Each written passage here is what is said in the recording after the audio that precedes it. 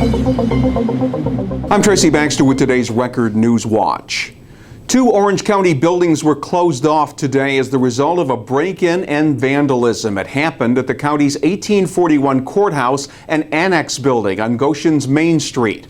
Orange County Sheriff's deputies were on the scene investigating the burglary that forced the closing of the courthouse building, as well as the county historian's office, the water authority, and the county consumer affairs department. From what we know, sometime between 5 o'clock last night and 8 o'clock this morning, some people came into the buildings, ransacked the place, did some vandalism, and kicked in some doors and took off. We discovered it about 8 o'clock this morning. Goshen PD was here, and then Sheriff's Department and Sheriff's deputies have been here ever since conducting an investigation. And so your office and some others are closed off, right? Right. The historian's office is closed. My office, Consumer Affairs, Weights and Measures, closed today, as well as the Orange County Water Authority. Access may have been gained through a rear entry point at the courthouse, which has a second-floor connection to the annex building. There was no initial word on the extent of interior damage, what might have been stolen, and if authorities have any suspects. In Ulster County, the discovery of an emaciated horse has led to cruelty charges against the caretaker of the animal. Officials with the Ulster SPCA and Town of Shandaken Police capped a year-long investigation into the welfare of 2 horses believed to be owned by caretaker Randy Ostrander of Phoenicia. He's been charged with failure to provide proper sustenance to an animal. Well, one of the horses died under unknown circumstances during the course of the investigation. The surviving horse, a Belgian draft, has been removed to a foster home. It was some 800 to 1,000 pounds short of its ideal body weight, a condition SPCA officials say was likely caused by insufficient or improper food. A search resumed today for the man who jumped off the Newburgh Beacon Bridge last evening. Police responded to a call of an abandoned vehicle parked in the westbound lanes of the bridge at around 7 p.m. Troopers later confirmed that a man had jumped off the midpoint section of the bridge, but an initial search of that section of the Hudson River last night turned up nothing. It is something critics of the Newburgh City Police Department have repeatedly called for: video cameras to record police officer encounters with citizens. Now those critics may get their wish in one form or another.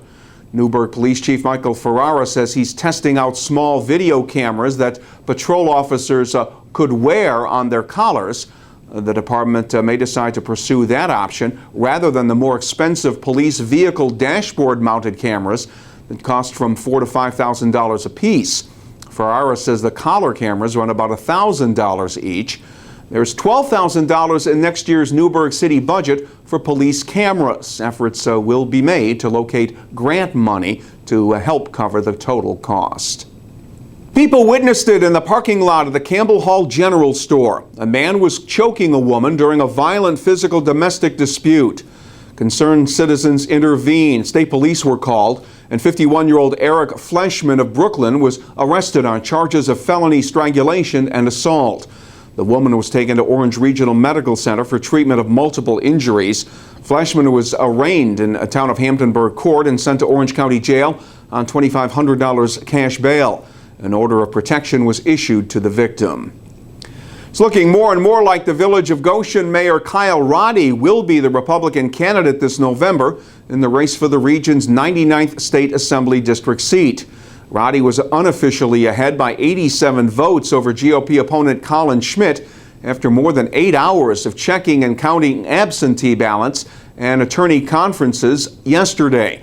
Despite the margin of Roddy's apparent victory, Schmidt had to refuse to concede defeat late last night. Attorneys for both sides say a number of issues, including the validity of at least 16 contested ballots, will be reviewed during a court appearance on Monday. Slowing down isn't a phrase that's used to describe Marie Zaleski, the most famous volunteer at Grover Hermann Hospital in Callicoon. Marie's 105th birthday was celebrated today at the hospital, where she's logged thousands and thousands of volunteer hours through the Retired Senior Volunteer Program of Sullivan County. Marie credits her strong work ethic for her long and productive life. She's been a volunteer at Grover Hermann since it opened in the early 1970s. Zaleski, who has no intention of slowing down, is still upset that she had to give up driving back in 2006. Meantime, the folks at Orange Regional Medical Center had their own special birthday party this week. Hospital patient Anna Arena celebrated her 102nd birthday back on Monday, and since she was unable to enjoy her big day with her family at home, the party came to her.